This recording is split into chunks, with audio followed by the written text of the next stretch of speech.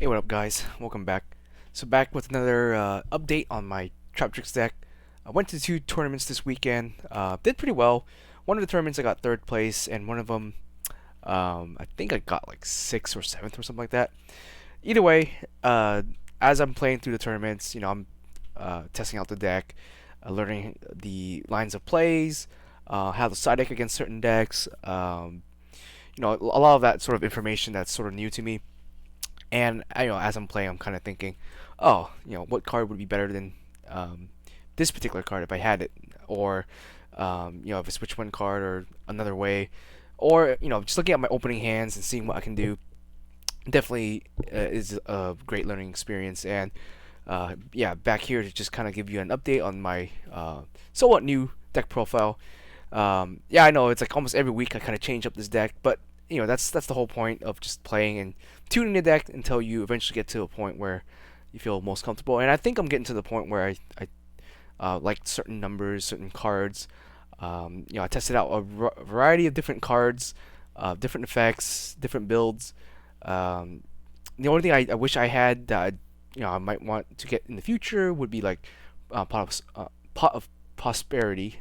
That would be a pretty interesting card to add into the deck because I do think Pot of Prosperity is a pretty good card for you to open up with and sort of search for the your openers, search for the cards you need. Obviously, I don't have that, and so I'm kind of building a deck that's more or less a budget deck. You know, from my last couple of videos, most of the cards you see in these deck profiles already come with the structure decks. So the only thing you really have to spend is money on would be the extra deck a bit and the side deck. But the main deck, for the most part, is entirely mostly the structure deck content. All right, so I'm gonna go ahead and break it down again, similar to what I did with the last video. I'll give you guys my deck profile real quickly. Then I'll talk about the changes I made to it, and then I'll talk about the tournament results and how I did, or at least my experience in those tournaments. All right, so for the monsters, it's basically the same. I like the monster lineup so far. Um, Worked out really well. The only thing I cut out again is I cut out the Viscula, just to add in a different card just to try out.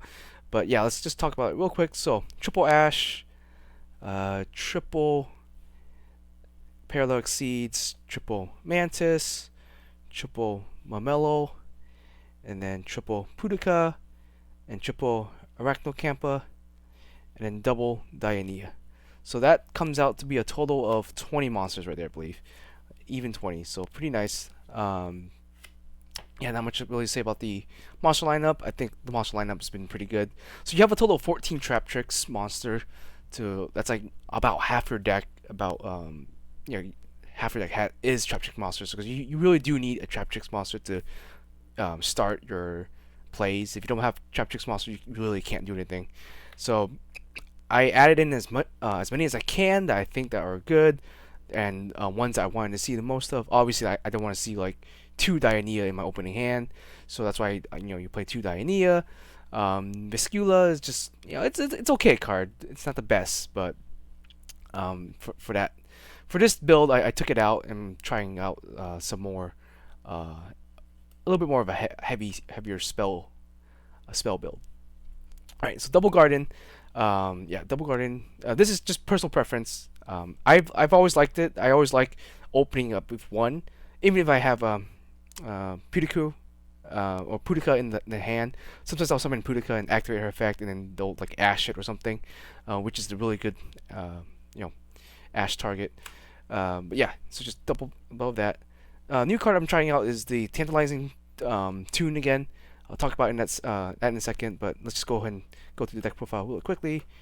And then one Designator and one Call by the Graves. Triple Evenly for the traps, triple Impermanence, triple Traptrix Hotia, double Nightmare, and then the last couple traps here we have Boundless, Floodgate, and Trap Hole. Alright, so let's talk a little bit about the main deck real quick. So the main changes I made were adding in these over here. I'll go ahead and just show you the cards, and then put this over here. All right, so let's talk about evenly first. I think this is the easiest card to talk about. All right, so obviously as a trap deck, you want to go first. But there are games where you will go second because your opponent, wins the die roll, and most of the time it's always going to be an uphill fight no matter what. Evenly does give you a slightly better shot at, I guess, evening out the odds of you winning going second. So I decided to go ahead and just try it out. Torrential Tribute is what I took out. Torrential Tribute did do a lot of work for me over the weekend. Like I was able to wipe out a full board of things. It's Torrential Tribute is kind of like a Nibiru. It really does punish your opponent for extending really heavily. Problem with Torrential Tribute, it's a trap. If you go first, it's super great. If you go second, it's kind of dead. So Evenly Match is sort of like a Torrential Tribute in that sense, or a Nibiru. It just punishes your opponent for going, overextending without any protection, and so it's a little bit better going second, or it's good going second. Obviously it's a little dead going first, but you can still use this as fodder for Traptrix Hotia, or in this particular case where I'm playing the Tantalizing Tune. So even if you go first, you can still do something with this card in terms of just discarding it, and then paying for costs for certain things. So it's not a bad idea, and it's also another card you can easily side in and out, depending on whether you go first or second. So decided to go ahead and just main deck the Evenly Match here, and let's talk about the spell lineup. So yeah, Tantalizing Tune. Now obviously, I think if you have Pot of Prosperity, you should play that over this card. However, I don't, and the only other good cards for drawing is Pot of Desires, maybe Pot of Extravagance, and the Triple Tactus Talent. Now, my experience with Triple Tactus Talent has been sort of a mixed result. Most of the time, I never used it. Most of the time, if I did open it up, I would kind of have to hope my opponent, has a hand trap to, for me to be able to activate it and sort of fix my hand. Because I was using Triple Tactus Talent to sort of unbrick myself, but at the same time, it's also another brick. So it's a little risky, and so I just decided, okay, I'm just gonna take it out. It didn't really add that much more value to my deck, and if you're going second with Triple Tactus Talent, it can be pretty good. But at the same time, I'm aiming to go first, so I decided to just take that out for now. Most of the time, my monsters didn't get Ash; they actually just got Imperm, which also made the Triple Tactus Talent kind of useless. Because I think Imperm and Ash are as popular for both, but I think people they save the Ash for the Sarah, so they'll just Imperm your initial summon generally, and then you're kind of have a dead card in your hand unless you have some way of linking into Ash and being able to do something else, or sorry, linking into Sarah and then being able to do something else with whatever cards you have in your hand. So I decided, yeah, let's just go ahead and take out the talents. We're going to try out Tantalizing Tune as a sort of a budget draw card. I wouldn't play 3 because it is hard once per turn, and you don't want to draw too many of them, obviously. But if you do draw them in the right scenarios, they can be pretty decent. Helps with the grind game. Obviously, I don't really think that matters too much.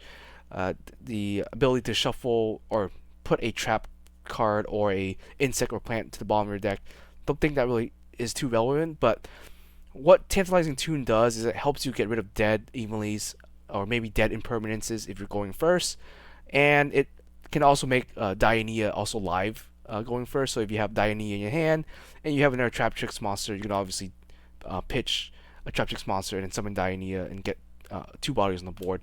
So it's got its pros and its con. Its main con is obviously it's a primary target for Ash. So like the discarding is a cost, so that's sort of the downside. If they ash you, you're going to be down 2 cards to there, so there'll be like 3 cards left in your hand. It's so it's a little risky, and definitely you should expect Ash. But sometimes you're able to bait the Ash out. You generally will not activate Tantalizing Tune first. You generally want to summon something. and then hopefully they imperm or ash it, and then great, you can activate Tantalizing Tune. Sometimes you don't even need to activate it. Sometimes it kind of like just sits in your hand, and so it's like 50-50 can be really good. 50-50 can kind of just not do anything, or if you summon it gets imperm, you can eventually activate that and it'll be fine. So it's to sort of help against the Ash. That's why I'm playing the Call by the Graves, um, one Call by the Grave, and I still like this card. Still a great like removal card um, to hit stuff in the graveyard. And we're also playing the Designator now. Now the Designator is primarily to sort of act like a Call by the Grave, but we don't want too many of them in our hand. So you can either play one or two copies. I'm just gonna try out one for now. The other nice thing about Designator is it sort of helps protect you against evenly match. So if you go first, while evenly match is not a very popular card to have in the main deck, unless you're Traptrix or you're playing Labyrinth, evenly match is not something that most people will play in their main deck. But if they are playing it in their main deck, at least the crossout might be able to give you a little bit of protection if you're not running Lancias in the main deck, which I don't recommend. But yeah, so Designator is primarily you're gonna use it to hit the evenly match. You can hit Ash Blossoms, and you can also use it to hit the Imperm. So those are your three main targets in the deck to kind of help you push through interruption. And then if you're playing obviously the mirror match, then it's perfect. You can hit basically anything in the mirror match. But yeah, these are your primary targets for the Crossout Designator. Those are the cards that probably hurt you the most. Every other hand trap, except for maybe Nibiru. I think if you're playing Nibiru in your main deck here, you can also add Nibiru to the list. I'm not playing Nibiru. I don't like Nibiru in the main. So that's just personal preference there. But the more hand traps you play, or the more things like this, then I think Designator gets more value. Obviously, I'm only really playing three main targets, so Designator it's so for now. So we're trying out the one and seeing how that does in the future, and maybe I'll bump it up depending, or if I do change my mind, I do play Nibiru, then all right, it might be a little bit better. Speaking of which, this is going to be the side deck. So we have triple Nibiru. Some people like playing 3 in the main, 2 in the main. I haven't really liked him. At my locals, most people are pretty competent in terms of knowing that Nibiru is a very popular card right now, so they'll watch how many summons they play, or they play with protection. If you're playing against the Traptrix, they'll bring out Rafflesia, and they'll have Grave Diggers online, so you can't really Nibiru them, or they'll bring out some sort of negate. Dragoon, or they'll bring out some sort of Omni Negate Baron. So Nibiru is, it just really depends. If you're against a bad player, they overextend, and yes, it's super punishing. If you're playing against a competent player or someone who's a little bit more conservative, then it's like so. So that's been my experience with it. It's a hate-love card. It's hard to tell when you should side in and when you shouldn't side in. It's almost like if you're playing Castira, or against Kastura, you almost always want it in your deck, but at the same time, most Kastura decks have kind of gone. They don't really do the full combo, so it's almost kind of like a dead card in your hand if they don't do the full combo. And so I love it and I hate it at the same time. So that's been my experience. All right, Lancia though, I think Lancia has been a really good card. Not only does it provide you protection, and it's still a decent card to interrupt your opponent's plays, especially against branded, which I think this entire weekend I played against like 4 or 5 different branded decks, and so I think Lancia has been an absolute favorite card for me to side in. Whether I'm going first or second, it's been fine. Nibiru, I obviously maybe it's a go second card for sure. For me, Lancia has been fantastic going first or second, so I highly recommend Lancia. Interrupts plays and protects you from evenly match. So those are like the main pros of it. But yeah, can't recommend Lancia enough there. Alright, so we decided to, or at least I decided to go ahead and put in some additional back row hate. because I have more space in my side deck now. So as I put in some cyclones here, namely you're looking to side this in against Labyrinth. I've yet to play against Labyrinth. I've dodged all the Labyrinth matchups, so I can't really say if this card is going to be, it's going to prove its value over time. You can also use this against the mirror match. You can hit the field spell. You can hit, maybe a random trap hole. It's not that great against the mirror match, but it's better than some of your other cards. You can potentially take out some of the whole cards in the deck. But yeah, it's still still nice to have some form of back row hate in the form of a spell rather than a monster effect. Especially when it hits skill drain, because skill drain will hurt you. It will shut you down. Especially since I took out the torrential tribute, so it's hard to get over skill drain. Um, for those of you who don't know, you can summon like a Mamelo, activate this Mamelo effect under skill drain, and then torrential tribute yourself to blow up the Mamelo and allow Mamelo to resolve and blow up the skill drain. But in this case, where I'm not playing torrential tribute, I think I do need some way to out skill drain, or to out some sort of floodgate that I might be able to have some difficulties dealing with. Maybe like a rivalry or something. If they're playing a rivalry, might be a pain to deal with. So you might want some back row hate. And the rest of this is basically standard stuff here. Not really much to talk about. I think it's pretty cookie cutter at this point in terms of what to side in and side out. Dimensional Barrier I can't recommend enough. Solemn Judgment, Judgment Call, I guess. But I've liked both, and I've sided them in, and they've proven their worth in the deck, and so yeah, that's it for the side deck. Let's go ahead and talk about the extra deck, and then we'll talk about the matchups. The extra deck right now, I played around with it more, and over the weekend I've summoned out basically every single monster in my extra deck. So I think I've gonna settle with this particular extra deck the way I've built it so far. Obviously, if you're playing Pot of Prosperity, you might want to change the ratios a little bit, because Pot of Prosperity obviously it's huge cost to lose a majority of your extra deck to get more consistency. But you do lose a little bit of plays and the ability to grind when you do play Pot of Prosperity. So like you might want to up Sarah to 3. Pot of Extravagance I don't recommend because it's random and you might hit all your Sarahs and you're just gonna not be able to play the game. So I don't recommend Extravagance.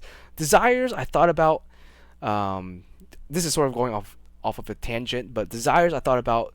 But at the same time, Desire also kind of hurts your ability to grind if you do play it, because you may banish all your trap holes, or you banish some Traptrix that you might need. So it's a little risky, I think.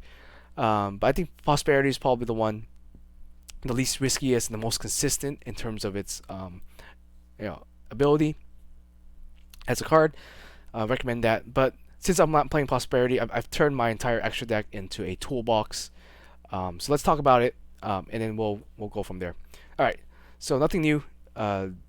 We have the Zeus here. Double Pincula. I definitely have summoned out 2 of her in one game, really good.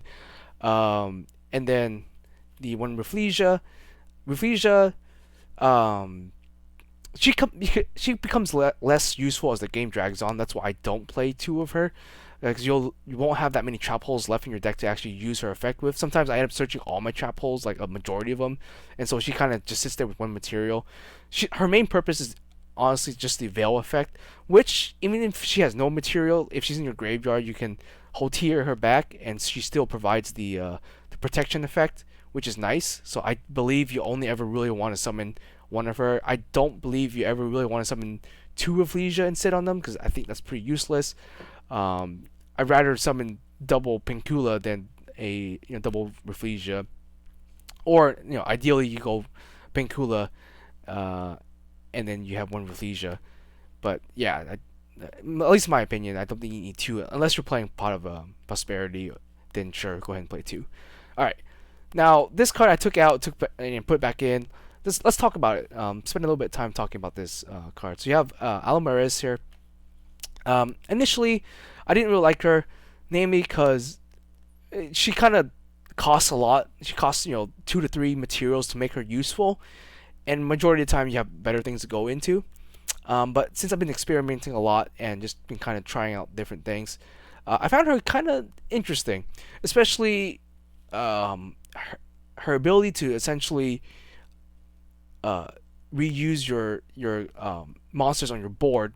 If let's say you need to pop a back row, or you need to remove a monster or something like that, if you overlay them and you use your second effect to detach two to reborn something, you have to make sure you have a valid target in the graveyard before you do that. So let's say you just have any Traptrix monster that's level 4. I think it's gotta be level 4, yeah.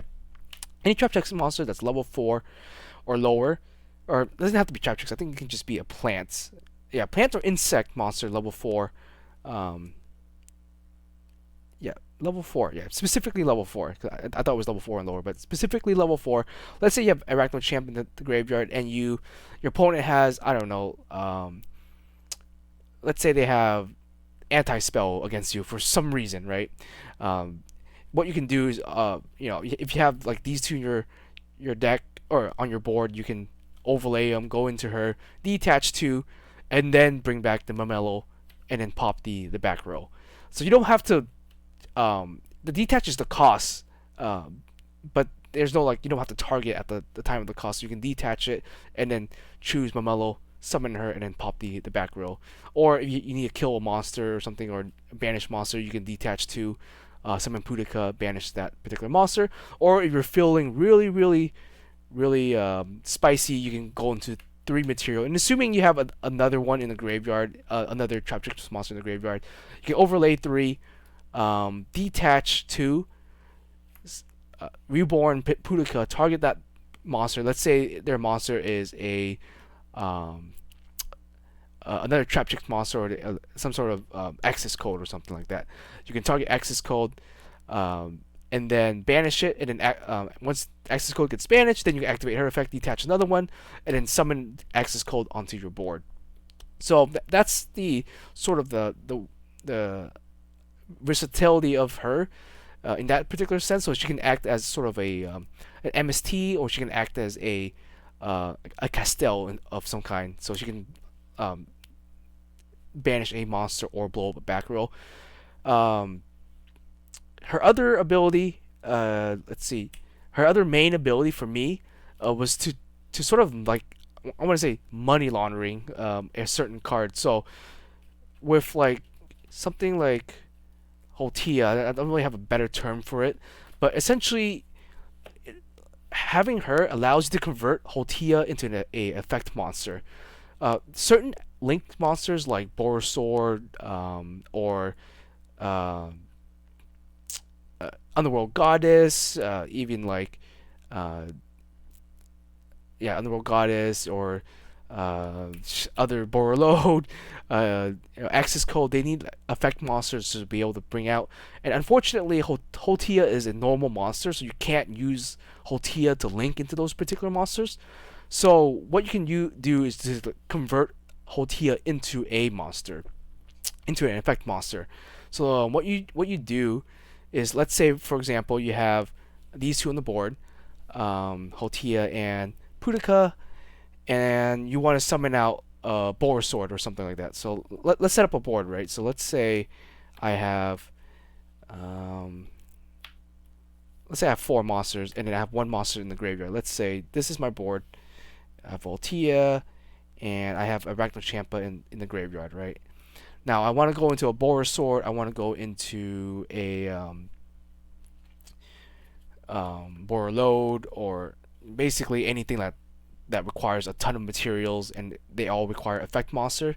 What you can do is you can overlay this into a Alomaris, and then detach both of this, and then summon back either Arachnochamp or a Dionea. So now you've essentially sort of converted your monster, or your normal monster, into a extra deck monster, or an effect monster, I should say. So you converted Holtia into a monster, effect monster, which this will allow you to go into a Borisword. Or You just need to get Hotea in the graveyard. Let's say you summon Hotea on your opponent's turn, and you just need Hotea in the graveyard for like another material. Then now you can banish Hotea. Assuming you haven't used Hotea yet, this particular turn, you can summon out another Traptrix. So now you have a total of 5 monsters on the board. So that is sort of the use for Alamarez. Uh, at least that's how I've used her. And so she's kind of like a toolbox to allow you to swap between your what you have on the board, what Traptrix monster you have on the board, and then Traptrix monster you have in the graveyard. Yes, the Traptrix Gardens can do that. It's also with its effect, but sometimes you don't have the garden and you just need access to or the ability to do it. That's where the Almariz comes in. So I think she is definitely a one of in the deck now after my experience over the weekend. And so yeah, I decided to go ahead and just give her a permanent space in the extra deck for that particular reason. All right. So that was quite a long explanation there. Okay, let's go ahead and move on. Time Thief Redoer, your best boss monster, wins a lot of game with it. Brought it out multiple times. Real good card. Good. It's also one of your ways to out Dragoon because it doesn't target. The Phoenix Wing Blast ability does not target. So one way to out Dragoon or one way out like an Avermax under IP Masquerena protection or something like that. So yeah, Time Thief Redoer. Babushka, I haven't really summoned out Babushka too much, but I guess you technically could if you're really behind. I tend to summon out Exciton or something else if I'm behind, but Babushka is also a very good card. I probably should try to go into him more. I don't think I really summon him. I never really think about it, but I guess Babushka is another good card there. All right, and now we have Exosister Apostle, I think that's her name. So this came as a suggestion from one of my viewers last week, and I didn't really think about it. Totally forgot about Exosisters, and that their abilities come in two folds. It comes as a generic ability, and they have one where if you use an Exosister as material, they have another ability. So she's low key pretty good. Her ability is basically the only one that's really relevant is the one that you detach one to bounce a monster. I think it has to be your opponent. Yeah, a monster your opponent controls back to their hand. Now, why that is useful is because it's super generic. You can it's non-destructive removal, which is really good. So most of the time you're always gonna hit things from the extra decks, like maybe like a Winda, or you're hitting any of the branded fusion monsters. Obviously you can't target a Dragoon with it, but it's a good way to get rid of something without that has indestructibility. Now obviously you don't really want to hit like normal summonable monsters, like you don't want to hit a Mamelo with this card. If you're playing against a mirror match, your opponent's just gonna summon it again. But really good way to get rid of most extra deck stuff, or very high costs. Say your opponent has a Blue Eyes on the board or something, then yeah, go ahead and bounce it back to their hand. It's fine. They probably won't be able to summon it again, but yeah. Either way, her ability is really cheap to use. It's only one material to do that, so she can stick around on the board and still be useful the turn after. Or her main use is you detach one, send back the problematic monster, attack into something weaker.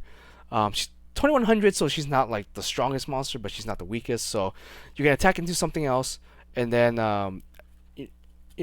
assuming you still have the material on her, right? You attack into something, then you can Zeus on top of her. So that's her like sort of main appeal there, is the ability to not only get rid of maybe a problematic monster and stick on the board, or just go ahead and just Zeus on top of her right after you do that. So let's say they have one monster, right? You get rid of that one monster, attack them directly, then you can Zeus on top of that.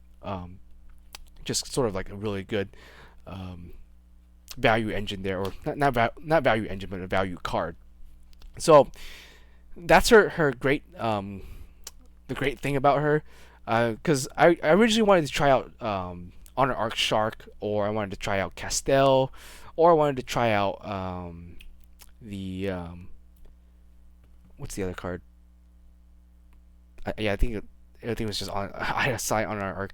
Um, just because I wanted to be able to get rid of something on the board. Because there's plenty of times where there's monsters that are just really big, and you just can't run it over. Maybe there's like your opponent has a Zeus on their board that has no material left, and there's nothing in your extra deck that can easily get rid of it. You can just summon out this and just bounce back the Zeus, for example.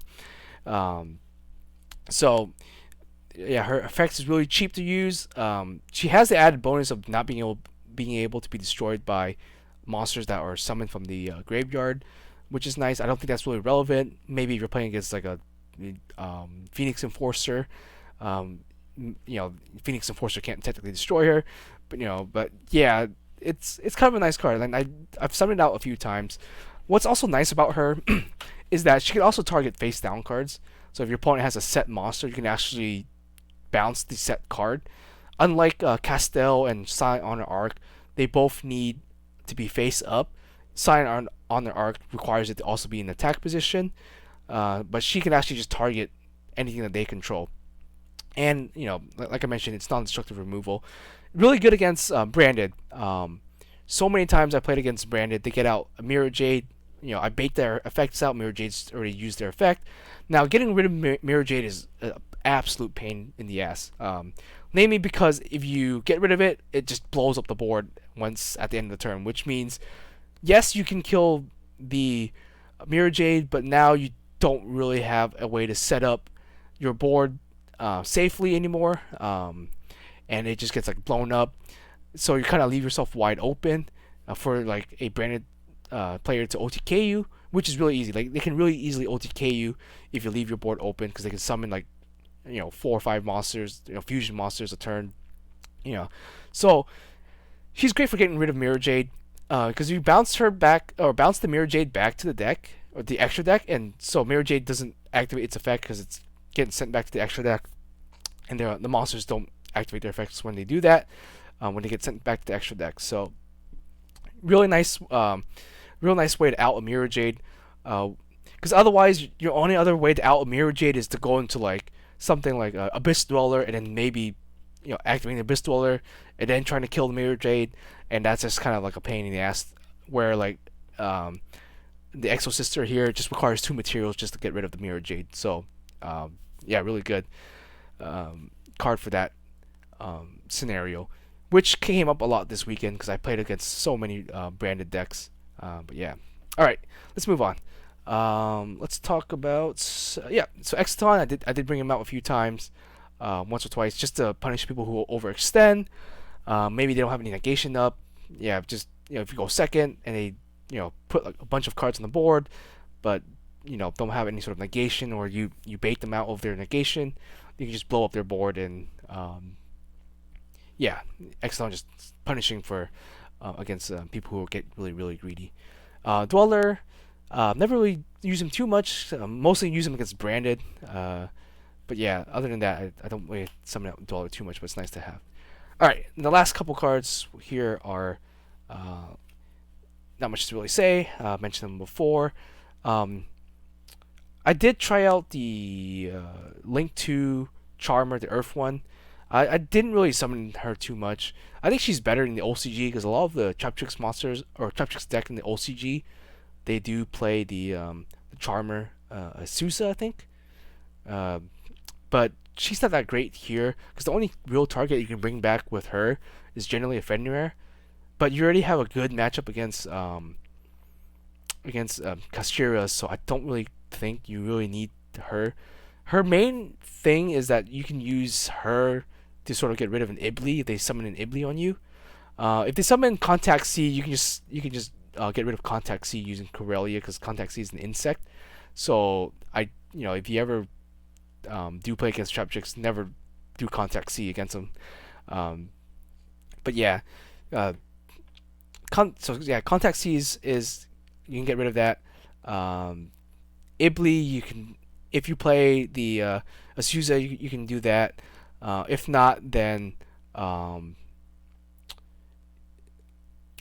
Gimmick Puppet. Yeah, Gimmick Puppet is the other thing that they'll give you. Gimmick Puppet. Unfortunately, there's just no way to interact with Gimmick Puppet. I got Gimmick Puppet this weekend, and that felt terrible. But it is what it is. You can't really interact with Gimmick Puppet, so unfortunately, yeah. Same thing with Raw the Cycles. Raw the Cycle is pretty. Um, it's basically like a Gimmick Puppet too. I also got Raw the Cycle this weekend. Raw the Cycle for me. Um, I guess if you can flip it face down or you can sack it off somehow, then you can still play the game. But with Gimmick Puppet, once it's summoned, you're basically just locked out. You gotta set your cards and just pass turn. Not really much you can do against Gimmick Puppet. So yeah, that was kind of a pain in the ass there. So let's talk about the matches, and we'll end the video there. So played against, I think, like 4 or 5 um, branded decks between the 2 tournaments I went to, and maybe 1 or 2 Castoria decks, and then I forget the rest of my matchups. But those were the main 2 popular decks I played against.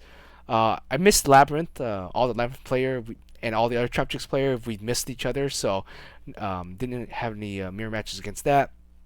Or sorry, no mirror matches and no Labyrinth match, so I never really got to see how this deck would deal with Labyrinth. But in terms of my Castoria matchups, I think I won all of them. At least the 2 I played. I think I 2 old both players, or 2 won one and 2 old the other one. Either way, I think Castoria just has a really hard time against Traptrix. I think it's your most favorable matchup. Now, obviously, it's bad if they go first and you have no interaction and they go full combo on you. Then you're donezo. It doesn't matter, right?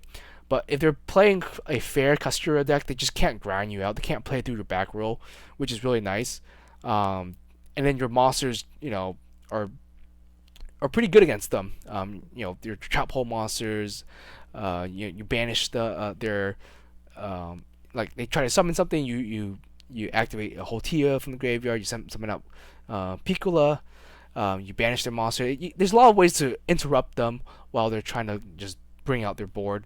You can also pop their back row with Momelo, further making their life more difficult. You hit their Castoria Rebirth.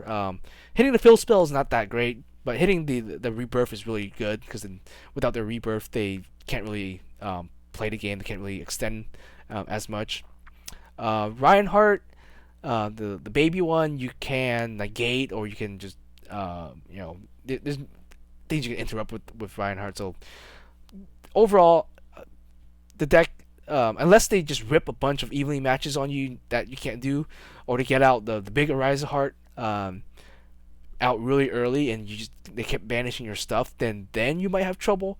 But for the most part, I think Traptrix has a pretty good matchup against Castorias.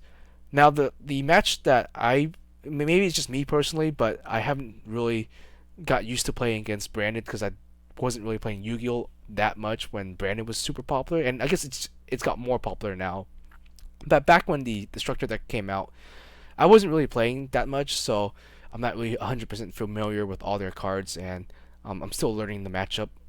But I think they're the most difficult matchups for Traptrix, namely because they just do so much, while also having a couple of really good answers to your board. Like they'll evenly match you.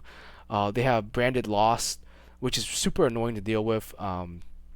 Branded Lost is one of those cards that you don't really think about, because you don't really negate activation of the fusion, so you never want to really solemn branded fusion, or branded in red.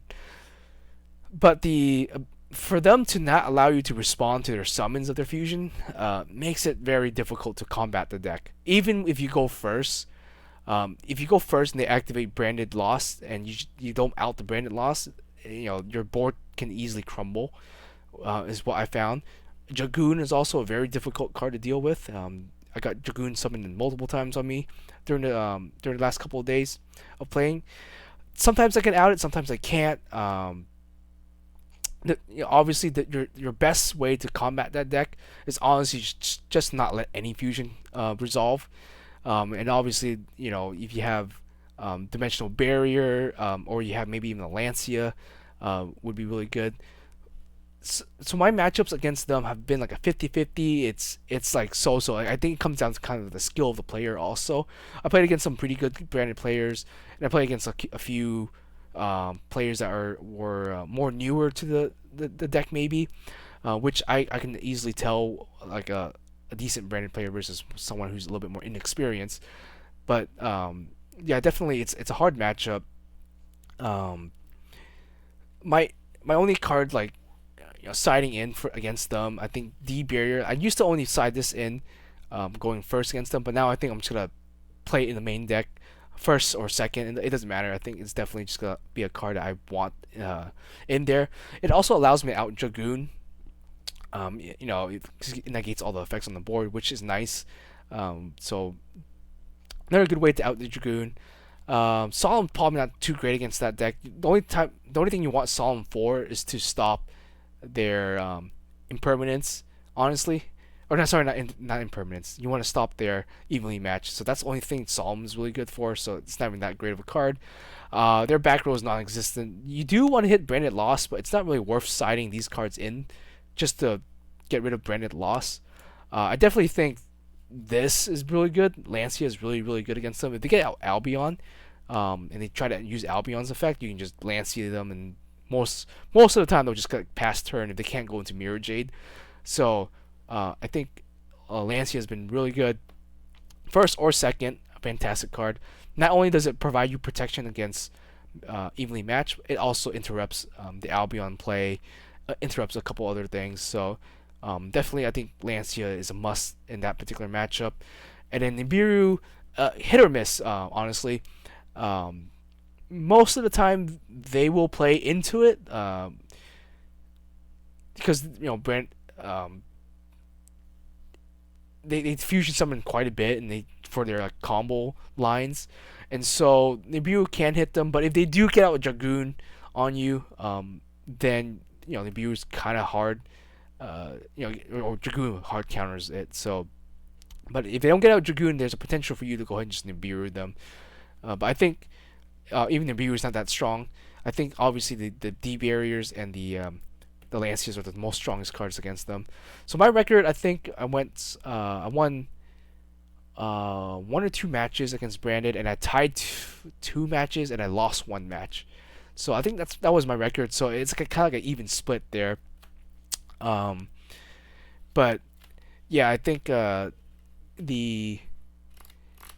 the one game I did for sure lose was when they gimmick puppet me. Like, oh my god, like I didn't know what to do against gimmick puppet. I don't think there was any way to out the gimmick puppet.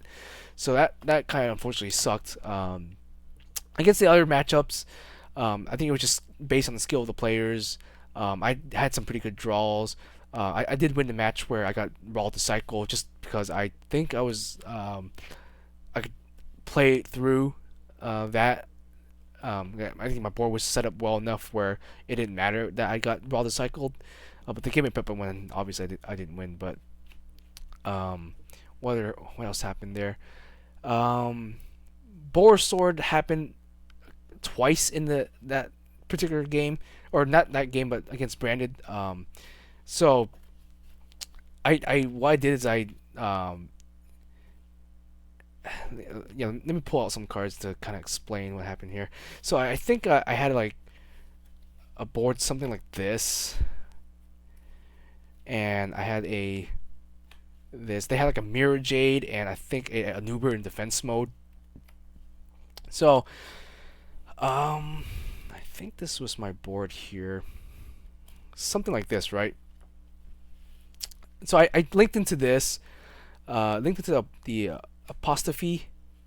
I guess that's her name. Apostrophe. Detached this, bounced the Mirror Jade back, and now I'm like, okay, well I can kind of maybe kill him. I think he might have. I know there's two different matches where I did the same thing. I apostrophed and went into Boar Sword. I think this one, for example, they just had a Mirror Jade. I bounced back the Mirror Jade. Did the play with the Almares, basically convert this into a monster. Then I linked 4 of these away for a boar sword, and then they were just wide open. So I attack with boar sword, attack with apostrophe, switch to apostrophe defense, and then attack with boar sword. So that's 8100 damage right there. So ulti them with the boar sword. And another similar situation happened, where they just had a weak board, uh, and I just did the same thing. I was able to get out a bunch of monsters, apostrophe their Mirror Jade. They had, I think, a monster in defense, like a Nuber in defense. So I think I just had something really weak, like another Sarah. I think this particular time I had a Sarah, a Boar Sword, and apostrophe, and I just killed the Nuber that's in defense, and then just did another 8100 damage to them. So those, yeah, I think, because obviously in the, I don't think you can really outgrind Brandon. Brandon is just really good at grinding, uh, for that particular matchup. So like, if you can kill him, then kill him as quickly as you can. I had a few games ended pretty fast too, in the sense that one game, I had a pretty decent board set up. He activates evenly match on me, and then I activate the Lancia that I had in hand. Then he activates Cosmic Cyclone in response to my Lancia, targeting my unknown back row. Unfortunately for him, my unknown back row was a D barrier, so I flipped the D barrier, calling fusion, and he sets 1 card and passes to me, and I just Boar Sword him right after that. I don't even think I needed Boar Sword even. I think I just had enough damage on the board. I think I had Pinkula, and then I had I think a Sarah and um, Rafflesia. And I think I converted Rafflesia into like another, I think either into Adipus. So I had like, Rafflesia, and I think I summoned out 2 more monsters, send the Rafflesia away, get out Adipus, and then pump my Pinkula to 3500, and pump my Sarah to 1800. And I think that's just enough damage right there, by itself, just having these 3 on the board. Let me actually just bust out the calculator real quick. So that's 18 with 28, so that's was that 56 plus 25. I think that's exactly 81. Let me check my math on that one. I don't want to be incorrect. Yeah, that's exactly 81 damage right there. So you can either Boar Sword for 81, or if you get these 3 out and they have an open board, that's 81 damage right there. So yeah, a couple of times I just ulti my opponent, didn't let them get in their turn. If I can stop them from playing one, Traptrix ironically has a very strong ability to do that, to ulti people. Because a lot of times when they play against Traptrix, they think, oh, it's gonna be a grindy game where they, Traptrix sets a couple of trap cards, attacks with Sarah for 800 maybe.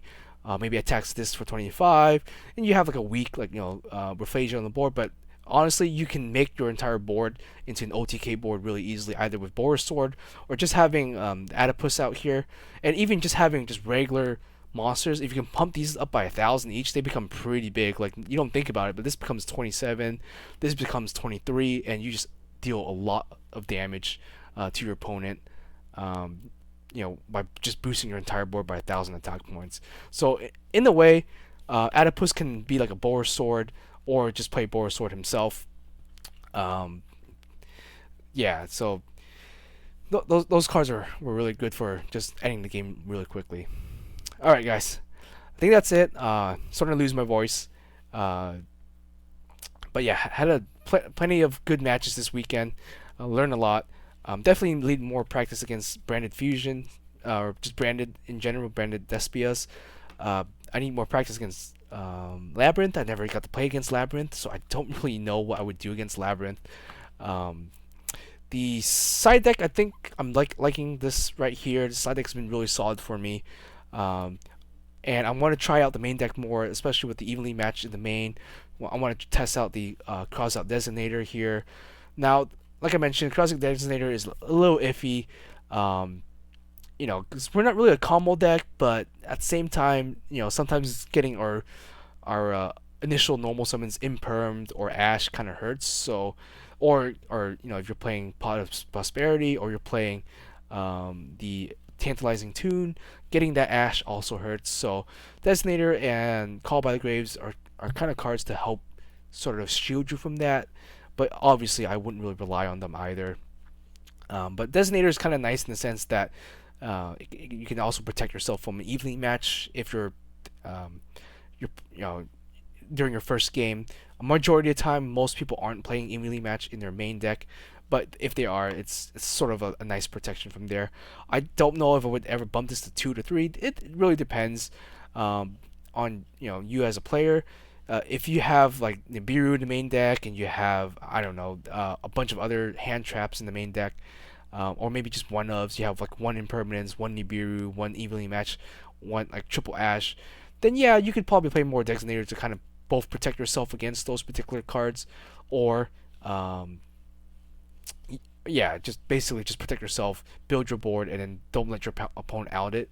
So it's kind of nice in that sense. But it can get bricky because it's only once per turn, obviously, and it doesn't really do anything to essentially unbrick you. If you're bricking, then you have more bricks in your deck. Then Cross-Up Designator can brick you. You are playing a trap deck, so bricking is kind of the norm, kind of the expectation when playing a heavy trap deck. So just be aware of that. Um, but yeah, that's been my experience with the deck. Love it so far. I'll continue to give you guys updates when I can. Uh, Next week though, I don't think I'll be playing Yu-Gi-Oh. This upcoming week I'll be playing Magic, since I'm gonna be going to 1 or 2 RCQs, which are basically regionals for Magic. So until then, guys, hopefully you guys have a good one. If you enjoy it, leave a comment, leave a like, let me know what you guys think. If you have any other suggestions, anything you want to talk about, just leave a comment down there. I'll respond to when I can. Anyways, hope to see you guys next time. Have a good one, guys.